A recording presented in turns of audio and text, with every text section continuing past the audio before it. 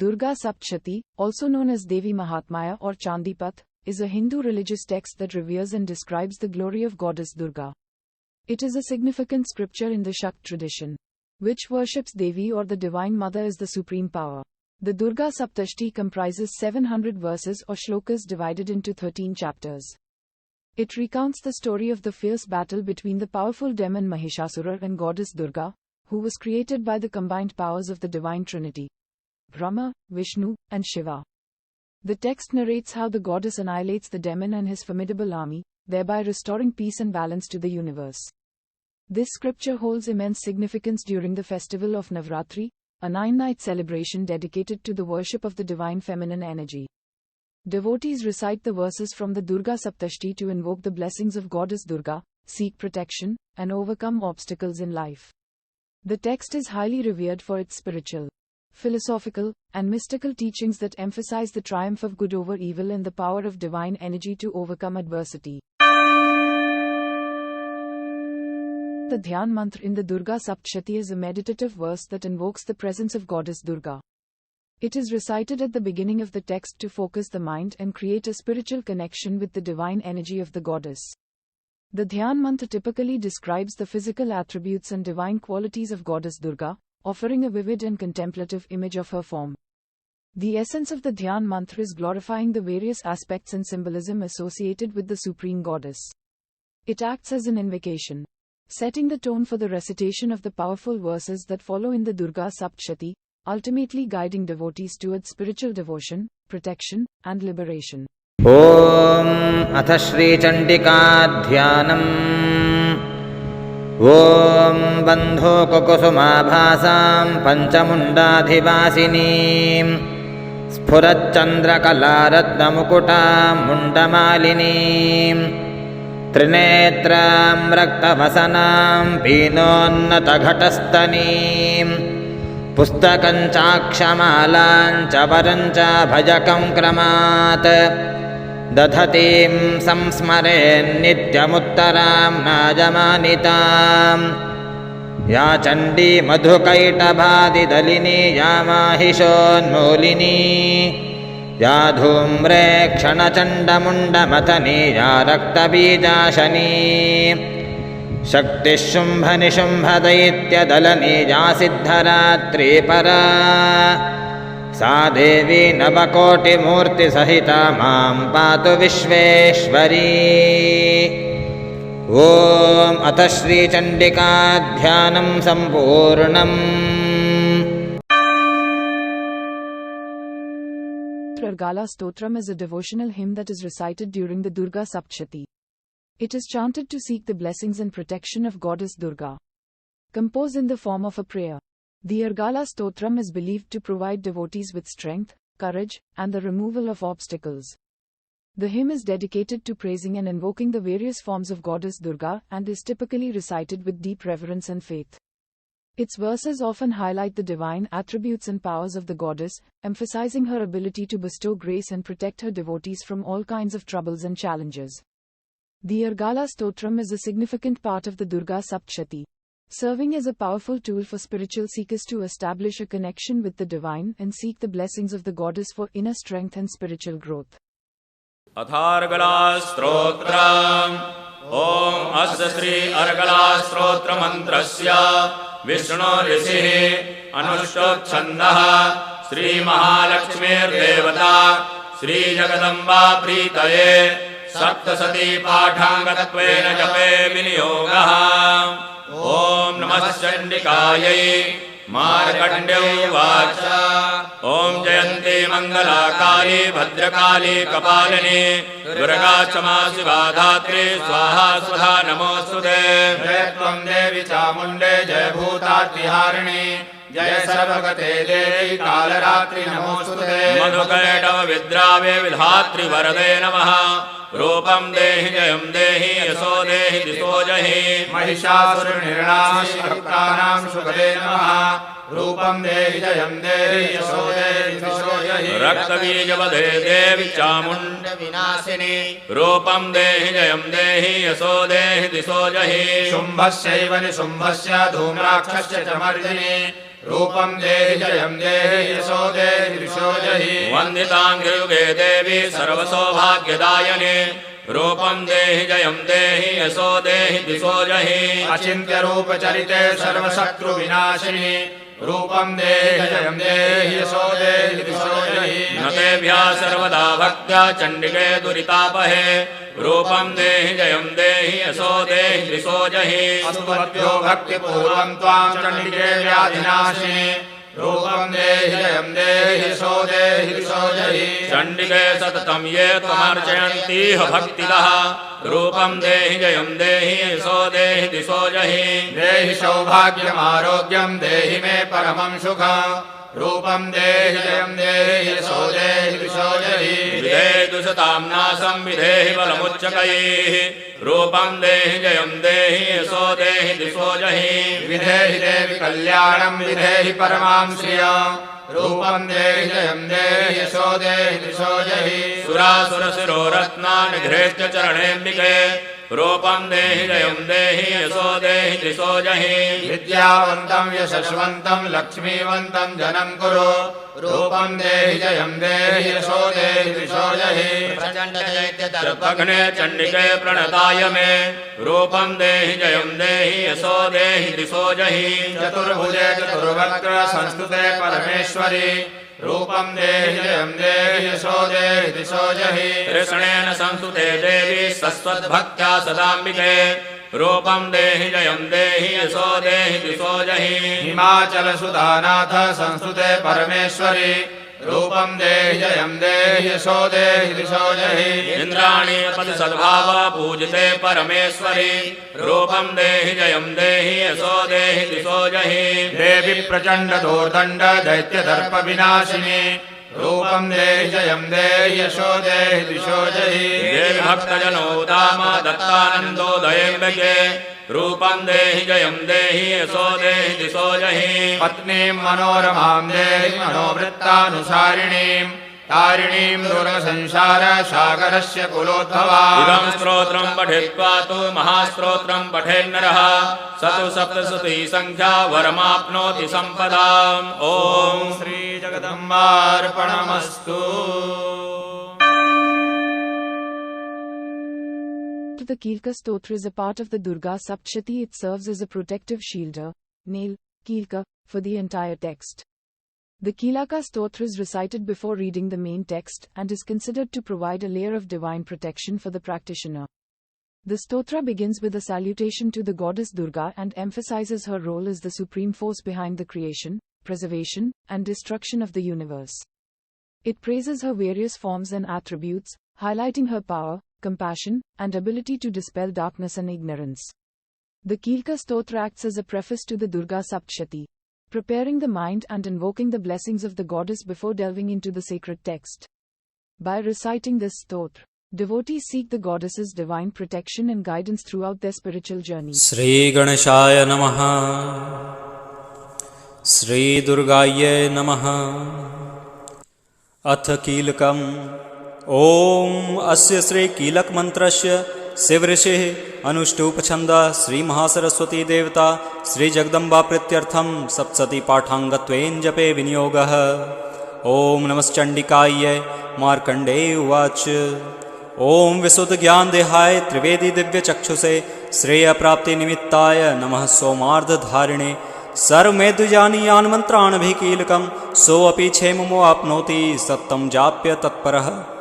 Siddhyantu Chattanadini Vastuni Saklyanyapi Eten Stuvatam Devi Stotramatrein Siddhyati Na mantro nozdham tatra na kichidyape vidyate Vina japyen siddhyate sarmuchyatnadikam Samgranyapi siddhyanti lokashankami mamhara Kritva nimantrayamas sarvmevamidam subham Stotram vaichandikaya astu taccha guptam chakarsa Samaptinsha punyasya tam yathavanniyantranam So api chemavapnoti sarvamevam na sanshaya Krishnayam va chaturdashyam ashtmyam va samahita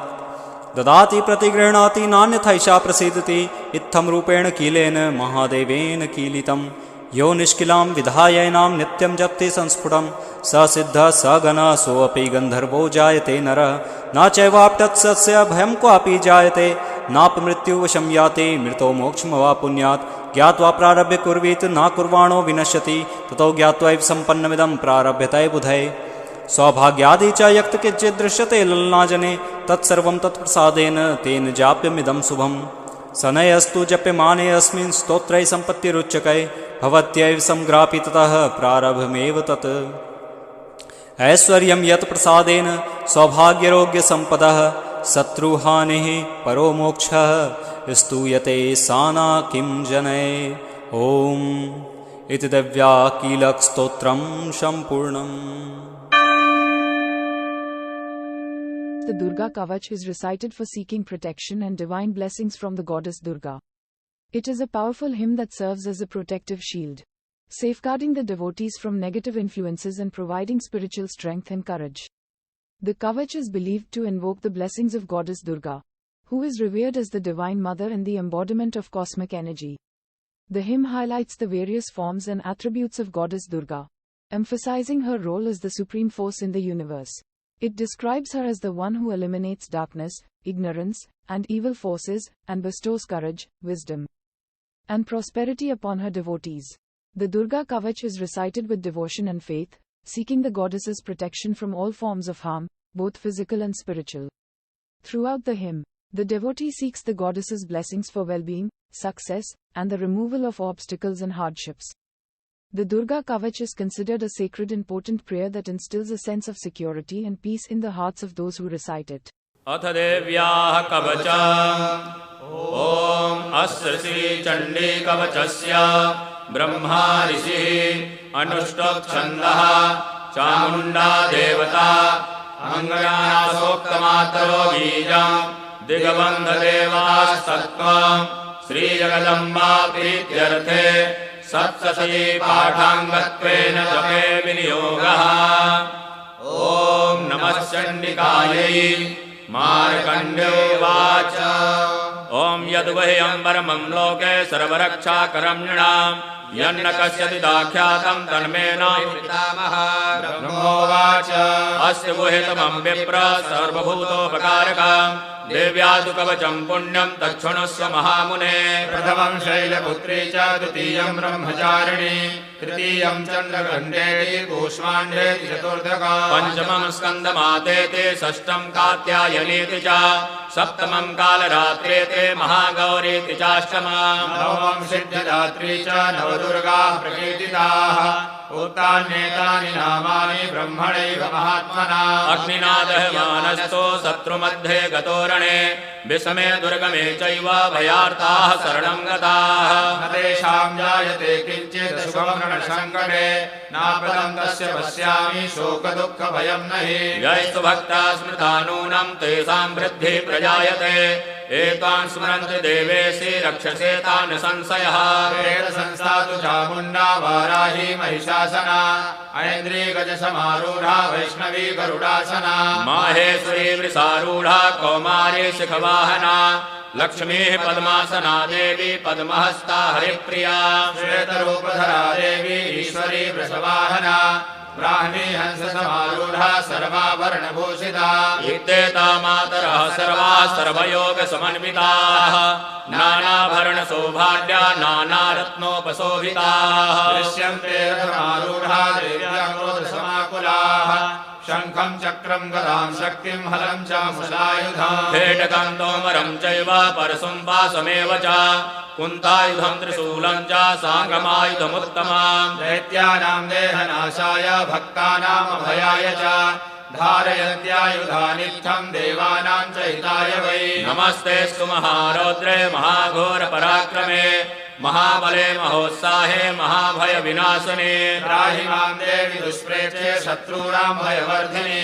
प्राच्यां रक्षतु मामैन्द्री आग्नेयामग्निदेवता दक्षिणे अवतु वाराहि नैऋत्यां खड्गधारिणि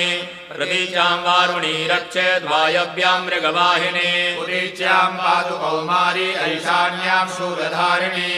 ऊर्ध्वं ब्रह्माणि मे रक्षेत् तस्तात् वैष्णवी तथा एवं दशदिशो रक्षे चामुण्डा स्ववाहना जया मे चाकृता पातो विजया पातु पृष्ठतः अजिता वामपार्श्वे तु दक्षिणे च पराजिता शिखामुद्योतिनी रक्षेदुमामूर्ध्निव्यवस्थिता मालाधरे ललाटे च भ्रुवोद्रक्षेद यशस्विनी त्रिनेत्रा च भ्रोर्मध्ये यं घण्टा च नासिके शङ्खिनी चक्षुषोर्मध्ये श्रोत्रयोर्द्वारवासिनी कपोलौ कालिका रक्षेत् कर्णमूले तु शाङ्करी नासिकायां सुगन्धा च उत्तरोष्ठे च चर्चिका अधरे च मृत्कला जिह्वायां च सरस्वती दन्तान् रक्षतु कौमारी कण्ठदेशे तु चण्डिका घण्टिकां चित्रघण्टा च महामाया च तालुके कामाक्षे च मुखं रक्षेद् वाचं मे सर्वमङ्गला ग्रीवायां भद्रकाली च पृष्ठवंशे धनुर्धरी नीलग्रीवावही कण्ठे नलिकां नलकूवरी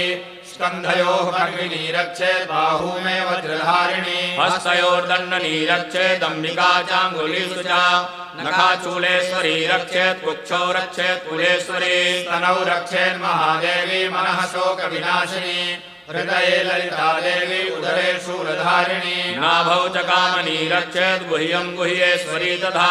पूतना कामिका मेढं बुधे महिषवाहिनी कट्यां भगवती रक्षेत् जानुनी विन्ध्यवासिनी जङ्घे महाबला रक्षेत् सर्वकामप्रदायिनी गुल्भयो नारसिंहे च पादपृष्ठे तु तेजसी पादाङ्गुलेषु श्रीरक्षेत् पादाधस्थलवासिनी नखान् द्रष्ट्रा कराली च केशाश्चैवोर्ध्वकेशिनी रोमकूपेषु कौबेरी त्वचं वागीश्वरी तथा रक्तमज्जावसामासान्यस्थिमेधांसि पार्वती अन्त्राणकालरात्रिश्च पित्तं च मुकुटेश्वरी पद्मावती पद्मकोशे कफे चूडामणिस्तथा ज्वालामुखी नखज्वालामवेद्या सर्वसन्धिषु शुक्रं ब्रह्माणि मे रक्षेत् छत्रेश्वरी तथा अहङ्कारं मनोबुद्धिं रक्षेन्मे धर्मधारिणी प्राणापानौ तथा व्यानमुदानं च समानकम् वज्रहस्ता च मे रक्षेत् प्राणं कल्याणशोभना रसे रूपे च गन्धे च शब्दे स्पर्शे च योगिनी सत्त्वं रजस्तमश्चैव रक्षे नारायणी सदा आयु रक्षतु वाराही धर्मं रक्षतु वैष्णवे यशा कीर्तिं च लक्ष्मीं च धनं विद्यां च चक्रिणी गोत्रमिन्द्राणि मे रक्षेत् पशून् मे रक्ष चण्डिके पुत्रान् रक्षेन् महालक्ष्मीर्भार्यां रक्षतु भैरवी पन्थानां सुपदा रक्षेन् मार्गं क्षेमकरी तथा राजद्वारे महालक्ष्मी विजया सर्वतः स्थिता रक्षाहीनं तु यत्सानं वर्जितं कवचेन तु तत्सर्वं रक्ष मे देवी जयन्ती पापनाशिनी पदमेकं न गच्छेतु यदिच्छेत् शुभवात्मनः कवचेनावृतो नित्यं यत्र यत्रैव गच्छति तत्र तत्रार्थलाभश्च विजयः सर्वकामिकः यं यं चिन्तयते कामं तं तं प्राप्नोति निश्चिता परमैश्वर्यमतुलं प्राप्स्यते भूतले पुमान् निर्भयो जायते मर्त्यः संग्रामे स्वपराजितः त्रैलोक्ये तु भवेत् पूज्यः कवचेनावृतः पुमान् इदं तु देव्या कवचं देवानामपि दुर्लभम् यः पठेत्त्रयतो नित्यं त्रिसन्ध्यं श्रद्धयान्वितः दैवी कला भवेत् तस्य त्रैलोक्येष्वपराजितः जीवेत् वर्षशतं शार्ङ्गमृत्युविवर्जितः नश्यन्ति व्याधयः सर्वे लूता विस्फोटकादयः स्थावरं जङ्गमं चैव कृत्रिमं चापि यद्विषाम् अविचाराणि सर्वाणि मन्त्रयन्त्राणि भूतले भूचराश्चैव जलजाश्चोपदेशिकाः सहजा कुलजा माला डाकिनी शाकिनी तथा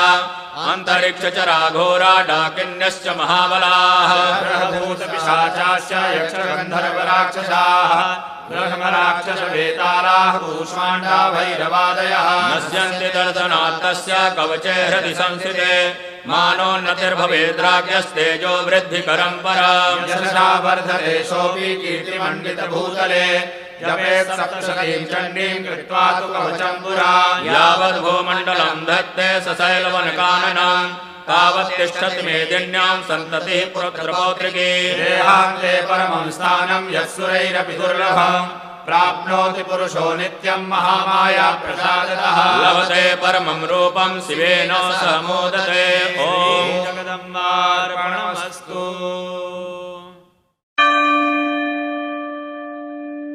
Durga Saptashati, Eulogy of Merits. The 12th chapter of the Durga Saptashati, known as the Eulogy of Merits, discusses the rewards and benefits one can attain by reciting or listening to the sacred text. This chapter emphasizes the immense power and auspiciousness of chanting or meditating upon the verses of the Durga Saptashati. In this chapter, Devi speaks and asserts the benefits and merits of consistently praising and worshipping her. She assures that she will eliminate all obstacles for those who devoutly sing her praises with concentration and sincerity. The destruction of Madhu and Kithabha as well as the annihilation of the demon Mahishasura will be glorified by those who recite her glory on the 8th and 9th days of the lunar fortnight.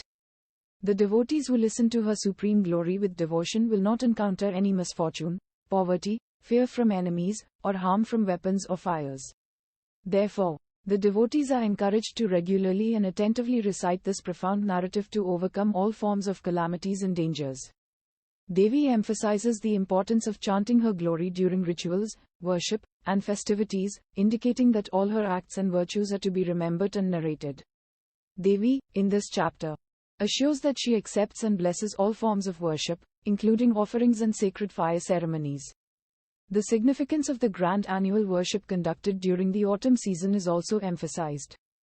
She mentions that those who listen to her divine glory with devotion will be relieved from all troubles, enriched with wealth, and blessed with children. By the grace of Devi, individuals will attain fearlessness and extraordinary valor in battles. Enemies will be vanquished, auspiciousness will prevail, and families will rejoice upon hearing the narration of her glory. The divine goddess, who perpetually and repeatedly recreates the world, sustains and governs the universe. Through her influence, the world is enchanted and sustained, and when pleased, she bestows knowledge and prosperity. She encompasses the entire cosmos, including the universe and the Lord of men, manifesting as Mahakali, the great goddess of destruction. She herself is time, the great destroyer, and in the same way, she creates the universe. She upholds the existence of beings and herself is the eternal time. In the era of human existence, she grants wealth and prosperity, while in her absence, misfortune and destruction befall. Praise and worship offered with flowers, incense, and various offerings earn her blessings, wealth, children, intelligence, righteous path, and auspicious destiny.